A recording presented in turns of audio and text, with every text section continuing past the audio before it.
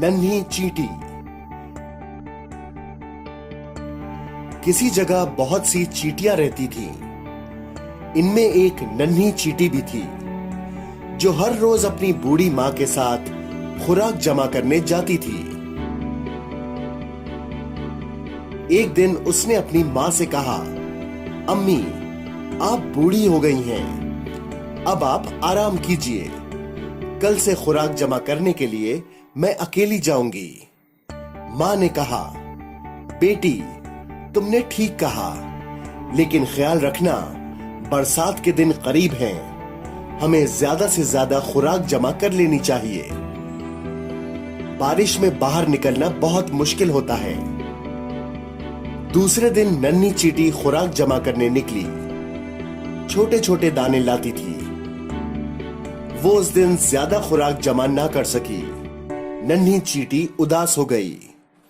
वो अपनी खाला के घर पहुंची और उन्हें अपनी परेशानी बताते हुए कहा, खाला जान, ज्यादा खुराक जमा ना हुई तो बरसात में हमें बड़ी परेशानी होगी।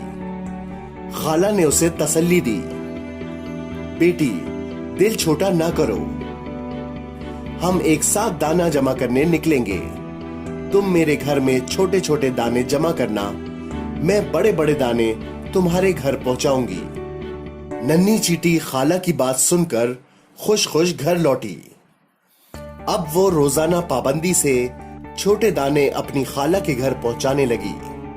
खाला बड़े दाने नन्ही चींटी के घर पहुंचा देती। ये सिलसिला चलता रहा, यहां तक कि बारिश का मौसम आ पहुंचा। एक दिन नन्ही चींटी अपने घर में खाला के लाए हुए दाने को देखकर बहुत खुश हुई।